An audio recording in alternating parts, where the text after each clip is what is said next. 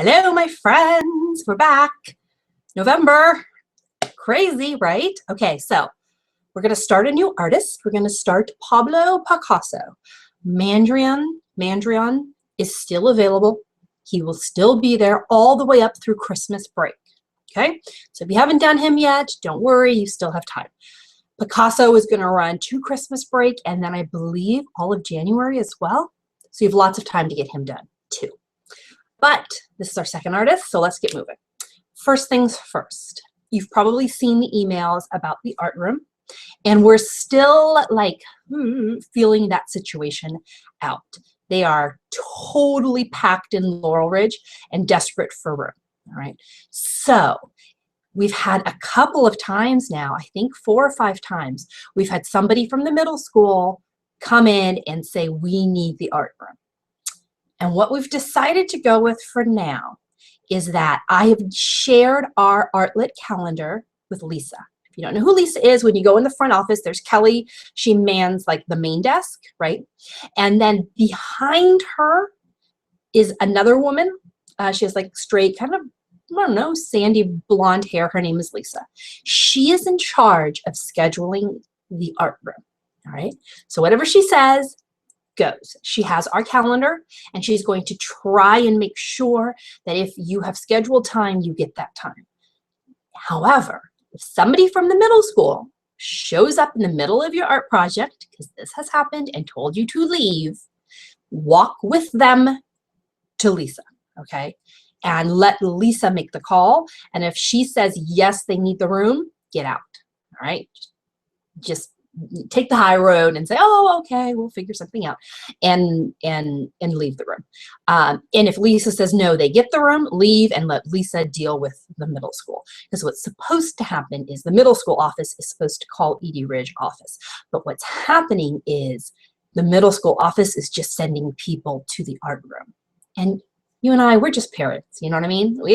I'm not going to stand up to a teacher. So go to Lisa, and then do whatever she says. Okay. And remember about the art cart. So if you show up to do your project and you get booted from the art room, which should be a rarity now, remember you can always grab that art cart and go do it in the classroom. And I know it's not the same. And this is just life right now. This is just life at our school district. We have too many kids and not enough resources. So we need to be flexible, and they're going to try and be flexible, and we're just going to have to coexist this year. Okay, so go to Lisa, take the art card if you have to. Be gracious, all right? Be gracious. Because the people from the middle school, they are grumpy.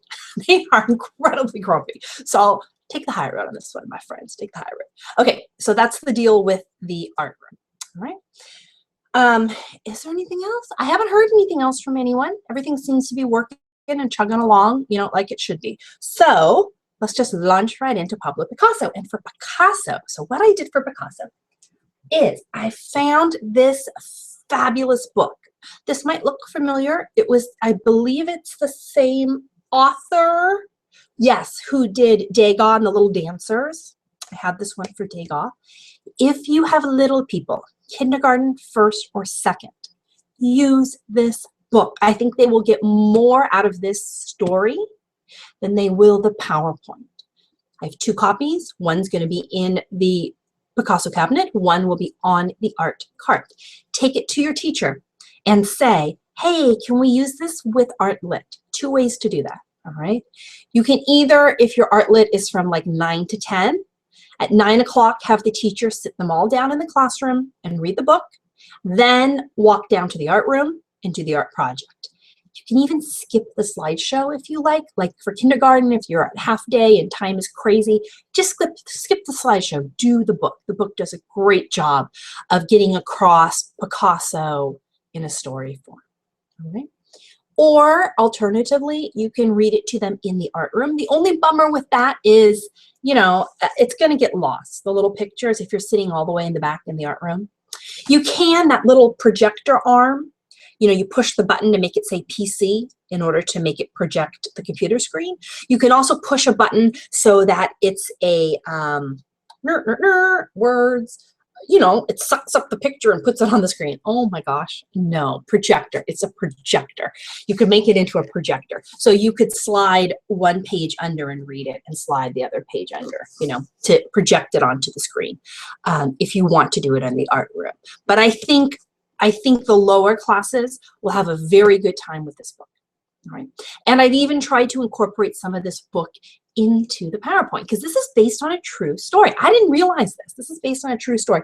When Picasso was an old man, older, I think he was like 79 maybe in this book, I can't remember. He meets this little adorable young thing, and we're not going to go into details about that was all about. They were friends, all right, guys, friends.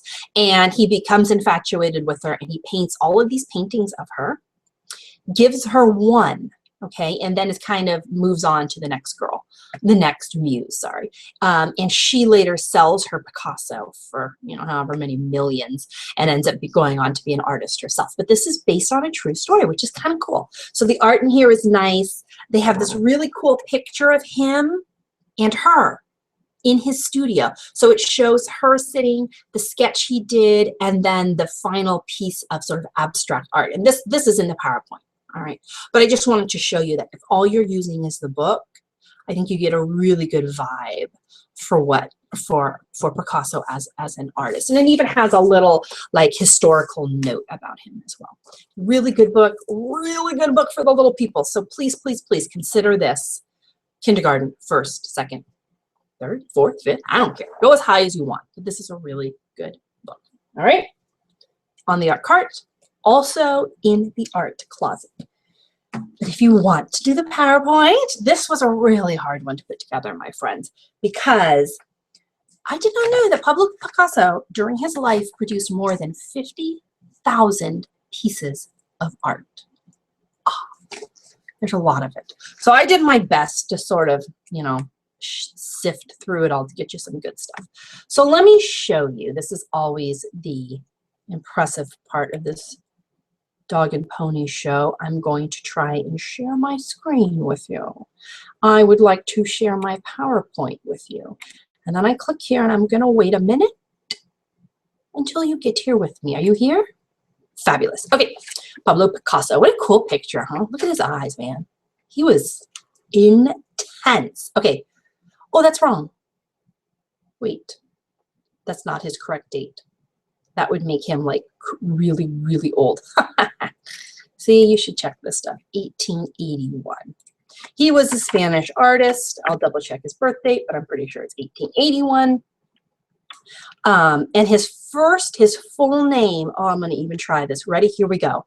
His name was Pablo Diego Jose Francisco de Paula Juan Nepomuceno Maria de los Remedios Cipriano de la Santísima Trinidad Martir Patricio Clinto Ruiz y Pablo. No, y Picasso. Yeah, that was his full name. Are you kidding me?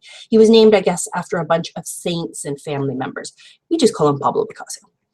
One of his great favorite quotes that I just had to put in. I should probably put this in quotation marks. Every child is an artist. The problem is how to remain an artist when we grow up. Ah, this is like what Art Lit is all about, man. Okay, every child is an artist. Here he is. Where are we? Spanish, right, 1881. He's the oldest child. His full name, blah, blah, blah. His father was a painter and an artist. Supposedly his first word was pez, which is short for pencil. He was able to make amazing, realistic, all right, realistic paintings at a very young age. So I put in this slide. One of these he painted when he was 14. The other he painted when he was 54. Can you guess which one?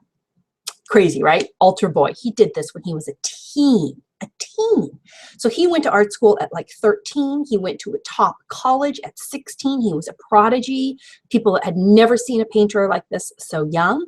But he did not like school. He did not like being told what to do. He wanted to make drawings that weren't traditional, that weren't like everybody else. So he moved to Paris with his best friend, Carlos, who was also an artist.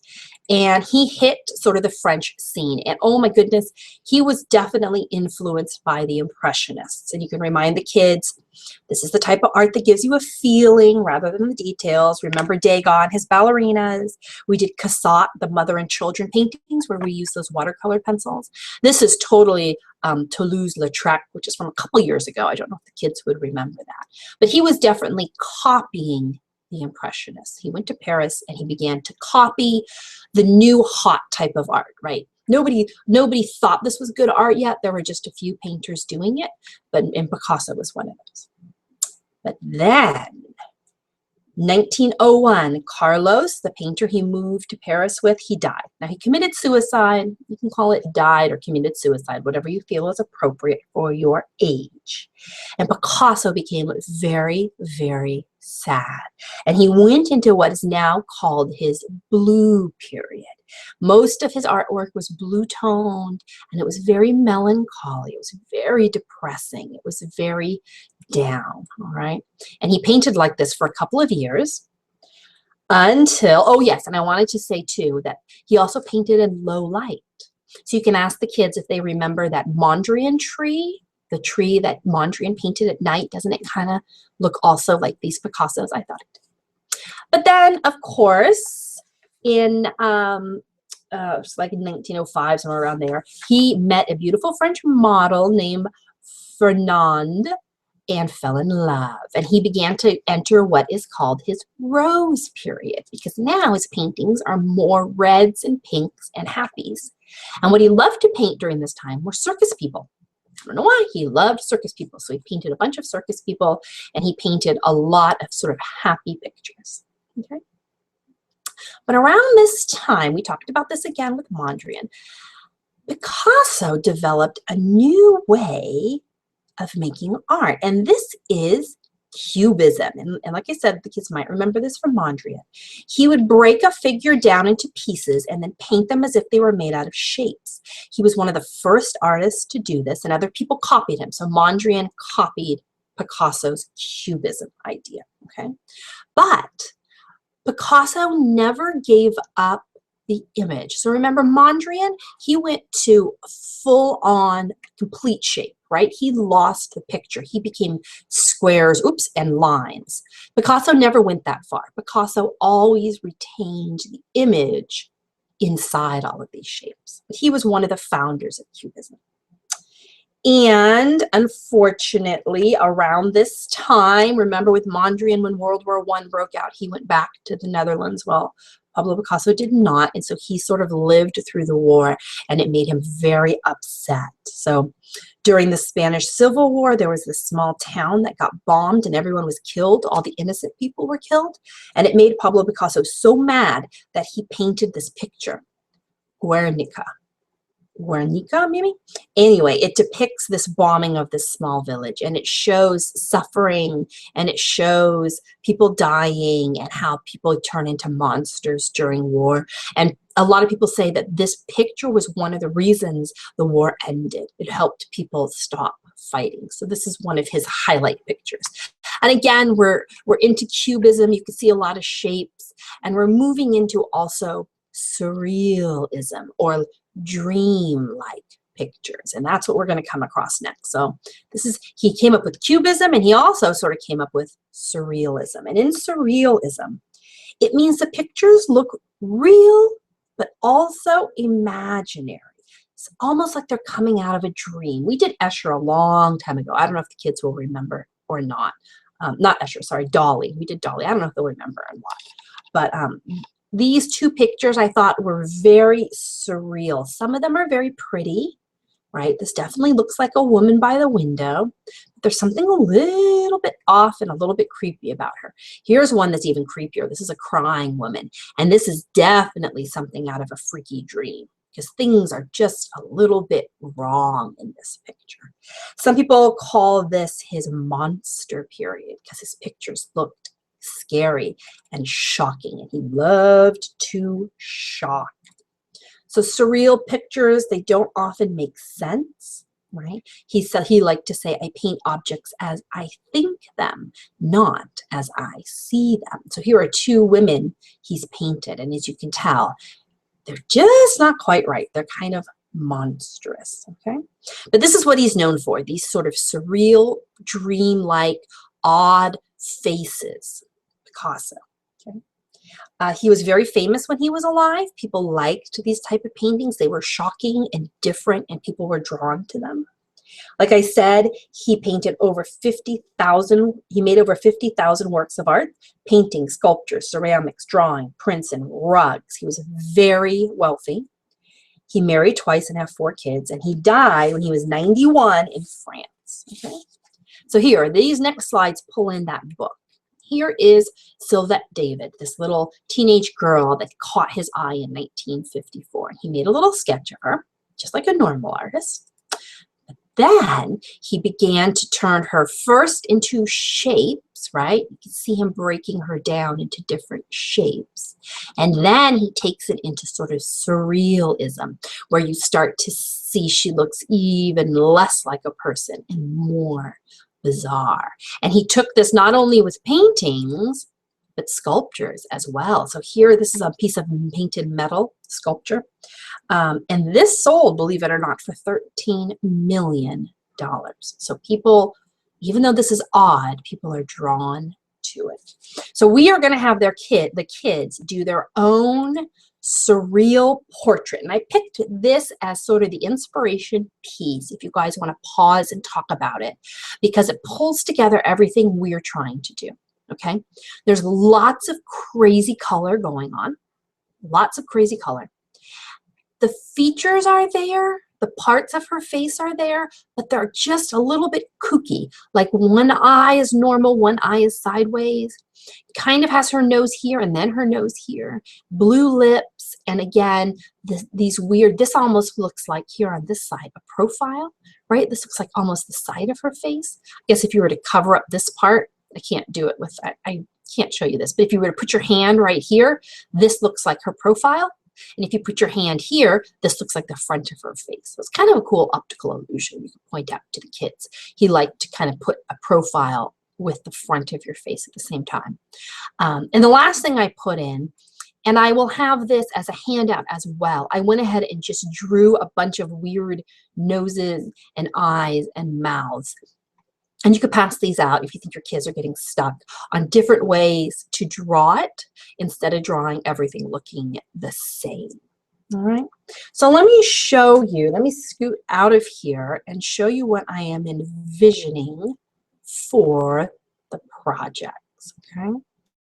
Let's see. Are you back with me?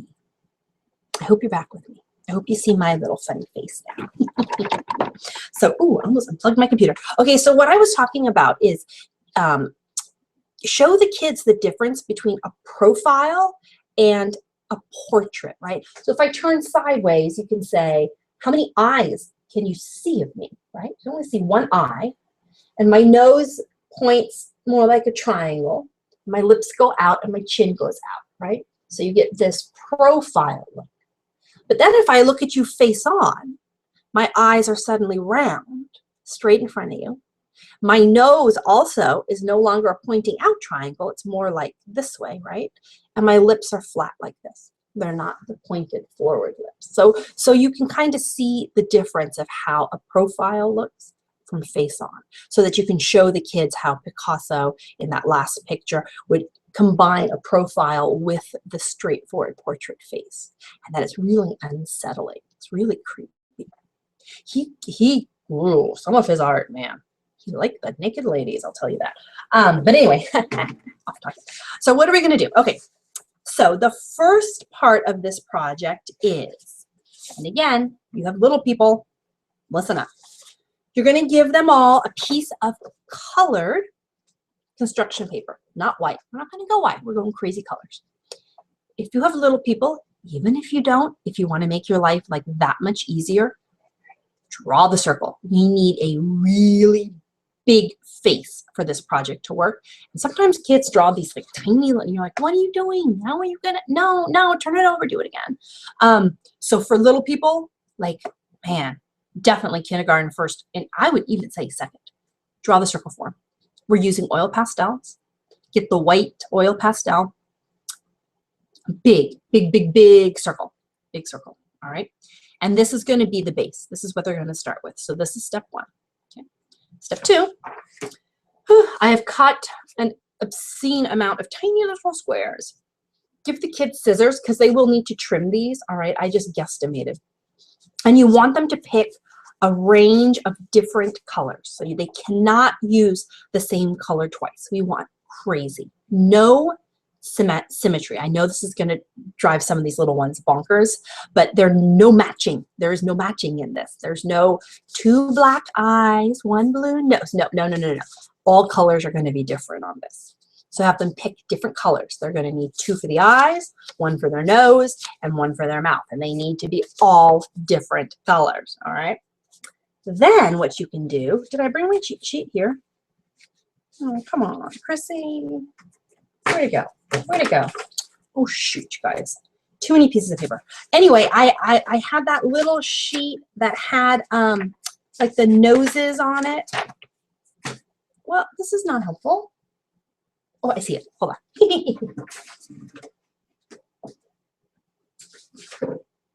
All right. All right. All right. This sheet. I only have one of these right now, so I can't lose it because I don't want to draw them all over again. Either show this on the projector or pass these out, or if you think your kids are big enough and can figure it out themselves, tell them to start drawing. Take one of these, pick an eye, any eye, or make one of your own and draw it on here. Using oil pastels, using weird colors, all right? Using weird colors. Pick another eye. It must be different. You can't use the same eye twice. Do a little mad eye and a sideways eye, all right? Pick a nose. Pick 2 noses. Pick 3 mouths. I don't care. It's Picasso. He clearly didn't care either. Draw those out, and then you're going to glue them on. So they'll need like little glue sticks, all right? So you're going to end up with something that looks kind of like this, okay? Totally different. And have them apply as much color as possible, okay? They can color in around it. They can color it in. They can, you just want to really color this up to make it work, okay? And after you go from here, what you're going to do is you're then going to turn it into a person, okay? There we go. So same idea. The only thing I've done here is, the first thing I did is I drew that black line down the middle, okay, wherever they want. And then I colored each half of the face different. I added hair, I added a hat, I added a necklace. You can do earrings, whatever you want, whatever you want. And then I color, color, because this only works if there's a crazy amount of color going on, okay? Let me show you the other sample I did. This one was of a boy. I guess this is going to be for the art cart, but there's the finished project. Right? Cool, right? It's kind of creepy. But I think it'll be easy enough that the kids will be able to do this, okay? Color it all in. Color it all in. Saturate that page and just do weird colors. The crazier, the better for this one. Our kids should be good at that. Okay, but what do you do if they finish early? Because I'm trying to keep these projects shorter rather than longer because I want the kids to complete it, okay? You only have to mount one. So only mount this creation, all right? The second project, this is just for the early finishers, and just hand it to them when they leave and they can take it home or recycle it or whatever they want. It's just to keep them busy and to fill out the rest of the time if you have extra time. So what I did is, and you'll have to do this, all right? Get a piece of the white paper and have the kids lie down, like put their head on the desk, you know what I'm saying? And then with that Sharpie, draw around their features. And you can kind of exaggerate them to give them a profile, their very own profile. You do it. Don't let the kids do this to each other with Sharpies or, yeah, you do it. So lay them on the desk, put their head down, trace their little outline. Then you can complete it, all right? All I've done is I've taken that outline and I've made it into a circle. You see where I'm going with this, don't you? So we have our profile and we have our portrait face, both on the same one. And now have the kids, again with the oil pastels, finish out this picture and have them draw their profile and have them draw their portrait, both on the same time. So I just did a real quick little dirty one just to show you what I was thinking about, something like this. Okay. something like this. So they end up with two faces on top of each other. And more color, more color. This is just so you guys understand how this works. I'll color it in more later. But instead of leaving white, I'll probably color this face a color, and this won't be white, and I'll give her a neck, and I'll do a background and just saturate it with color, man. Just go crazy. So these are sort of the backup projects. All right. Only because I don't know how, I think little people will have an easier time with the drawing the features and gluing them on. I think this is going to be easier for your little people. All right. If you are having older people and these turn out better, mount this one, send this one home. I don't care, however you want to run with it. All right. But that's it. That's the project for this one. The other reason I picked this is because the supplies are going to be the same this time. So if you can't make it to the art room, you're not losing out on anything by using the art cart. All right. Art cart, art room, they both have oil pastels. I bought plenty of them, and we should be good to go there. I think I've cut enough of these tiny little pieces. There's more construction paper in there if you need to chop up some more.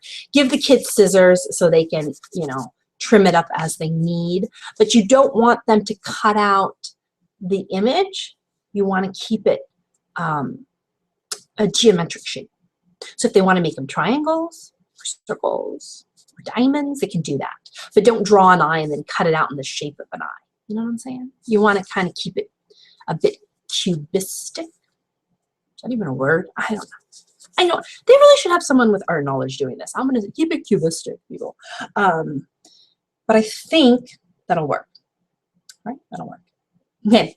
Yeah. From now, you will not hear from me again until after winter break. How crazy is that, you guys? I know. That's how fast this is going. And you'll also notice that I'm not holding meetings anymore. I'm going to just only release these videos.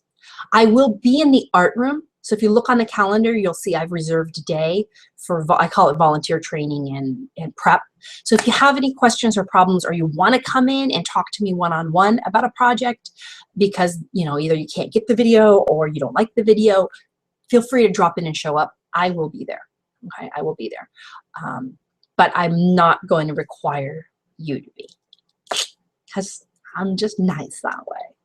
Okay, guys, so ping me if you have any questions or problems. Otherwise, go forth and Picasso. See you guys later. Thanks.